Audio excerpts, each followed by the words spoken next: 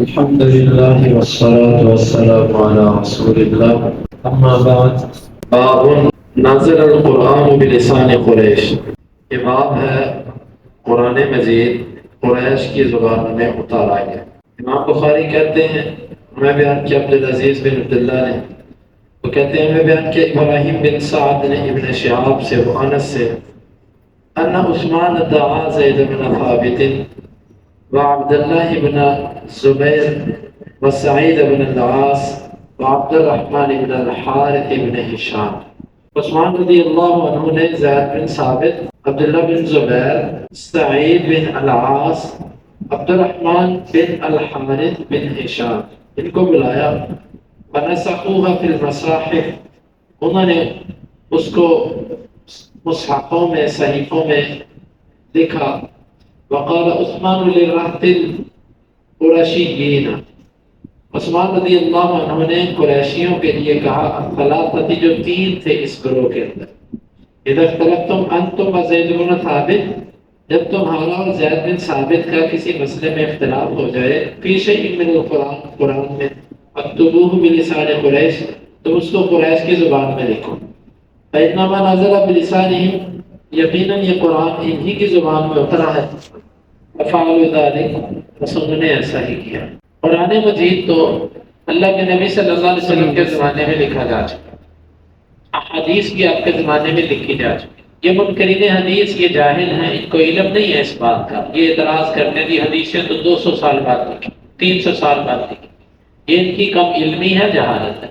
احادیث بھی اللہ کے نبی صلی اللہ علیہ وسلم کے زمانے میں لکھی جا چکی تھی، قرآن بھی لکھا جا چکا. ہاں حدیثوں کی تدوین، ان کی تبویب، ان کی ترتیب جو ہے نا وہ بات کرے گی. اور قرآن مجید کی سب آیات اللہ کے نبی صلی اللہ علیہ وسلم کے زمانے میں لکھی جا چکی تھی. ہاں اس کو ایک جگہ پہ جمع کرنا، مرتب کرنا، اس کے مختلف مراحل ہیں.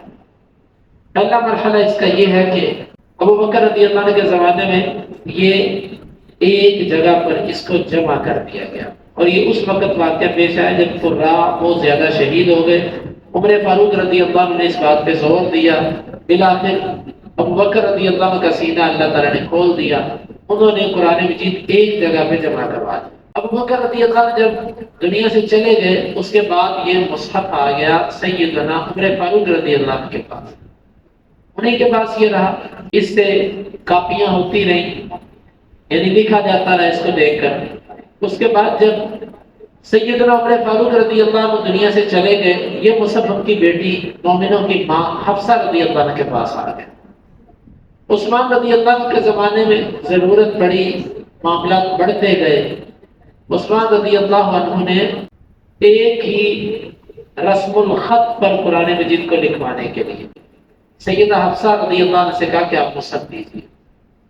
اور اس کے لیے 4 جید صحابہ کرام، نوجوان صحابہ کرام 15 مقرر کی. ان میں ایک انصاری تھے اور 3 قریشی تھے. انصاری تھے زید بن ثابت، اور 3 قریشی تھے وہ عبداللہ بن زبیر اور سعید بن العاص، اور تیسرے تھے عبد الرحمن بن حارث بن ہشام. 4 بندوں کی ٹیم بنائی اور ان کو بٹھا کر کہا کہ دیکھو جب تمہارا کسی مسئلے میں اختلاف ہو جائے تو تم نے قریشیوں کی بات کو ترجیح دینی ہے. 3 بندے قریشی تھے، عبداللہ بن زبیر اور اسی طرح حارث، سعید بن العاص اور عبد الرحمن بن حارث بن ہشام. یہ 3 ان کی بات کو ترجیح. اختلاف کیا ہونا تھا یہ بات سمجھیں. اختلاف صرف اور صرف کلمات کی ادائیگی کا تھا. مثال کے طور پہ ایک جگہ پر آتا ہے واحد کا صیغہ اور کسی جگہ پر آتا ہے جمع کا صیغہ، کسی جگہ پر آتا ہے غائب کا صیغہ، کسی جگہ پر آتا ہے متکلم کا صیغہ. جس طرح قرآن مجید کے اندر اللہ تعالیٰ نے ایک جگہ پر فرمایا جبریل جب آئے مریم کے پاس انہوں نے کہا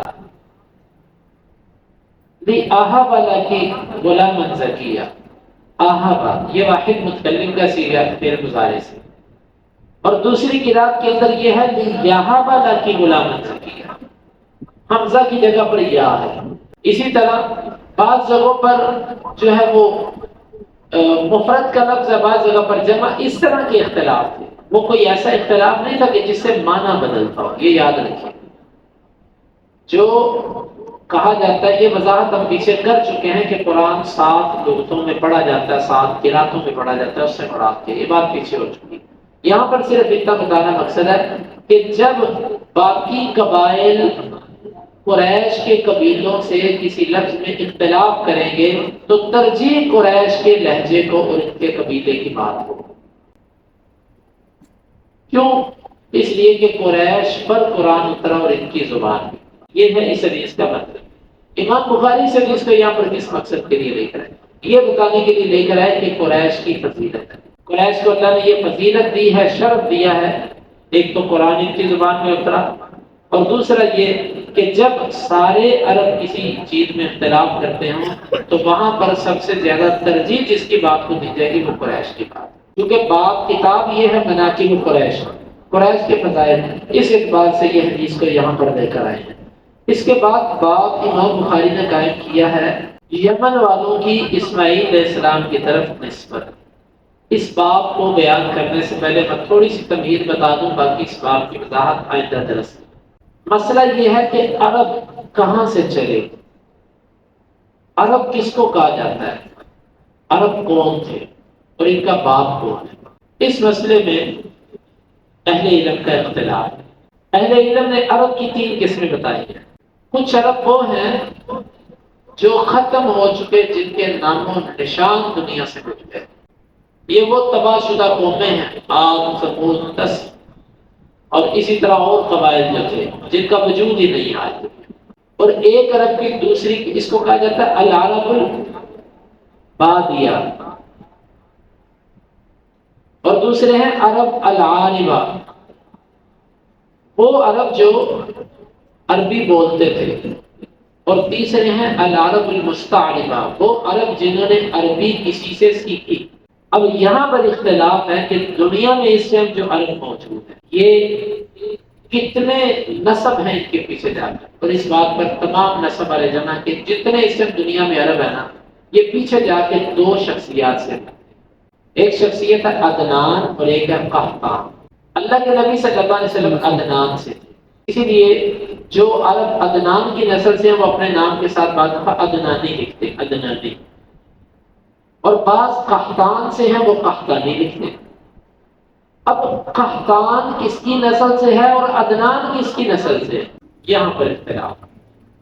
عدنان کے بارے میں سب متفق ہے کہ عدنان اسماعیل کا بیٹا ہے، اسماعیل کی نسل میں سے، بیٹا نہیں ہے، نیچے آتا ہے، کیونکہ اللہ کے نبی صلی اللہ علیہ وسلم اپنا نسب اپنے سے لے کے عدنان تک بیان کرتے تھے، اوپر نہیں جاتے تھے، اور عدنان آپ کا 21واں دادا ہے۔ رہی بات قحطان کی کہ قحطان کون ہے، اس میں پھر 2 آراء، کچھ کہتے ہیں کہ قحطان بھی اسماعیل کی اولاد سے، اور کچھ کہتے ہیں نہیں، یہ جو قحطان ہے یہ اس کا پیچھے جا کے نوح علیہ السلام سے نسب نکلتا ہے، یہ اسماعیل علیہ السلام سے بہت پہلے کا۔ اور وہ کہتے ہیں یہ جو یمن کے لوگ ہیں یہ قحطانی، اور یہ یمن کا قبیلہ ہی مکے میں گیا تھا، بنو جرہم، جس سے اسماعیل علیہ السلام نے عربی سیکھی، اور انہی کی خاتون سے نکاح کیا، انہی کی عورت سے اسماعیل علیہ السلام کی اولاد، اور 12 بیٹے تھے اسماعیل علیہ السلام۔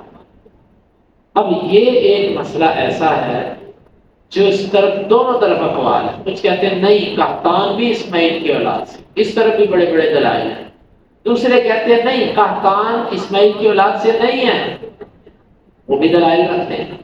امام بخاری کا میلان اس طرف ہے کہ قحطان اسماعیل کی اولاد سے، اور ان کے ساتھ اس مسئلے میں موافق بہت بڑے بڑے علم نسب کے ماہر، جو عرب نسب کے ماہر تھے نا، کہ نسب بتا دیتے تھے کہ یہ فلاں سے جا کے، ان میں ہشام بن محمد الکلبی ہے، مشہور نسابی، اور اسی طرح زبیر بن بکار ہے، یہ 2 بندے نسب کے عرب میں ماہر مانے جاتے ہیں، امام گزرے ہیں، ان کا موقف بھی وہی ہے جو امام بخاری ہے کہ قحطان اسماعیل کی اولاد سے ہے۔ چونکہ یہ مسئلہ اختلافی ہے، دونوں طرف دلائل ہیں، انشاءاللہ ہم اس مسئلے کو تھوڑا سا واضح کریں گے آئندہ درس کے اندر۔ اللہ رب العالمین سے دعا ہے اللہ تعالی ہمیں کتاب و سنت کو سمجھنے کے اور عمل کی توفیق عطا فرمائے۔ اللهم انفعنا بما علمتنا وعلمنا ما ينفعنا وزدنا علما، وآخر دعوانا ان الحمد للہ رب العالمین۔ حدیث نمبر 3506۔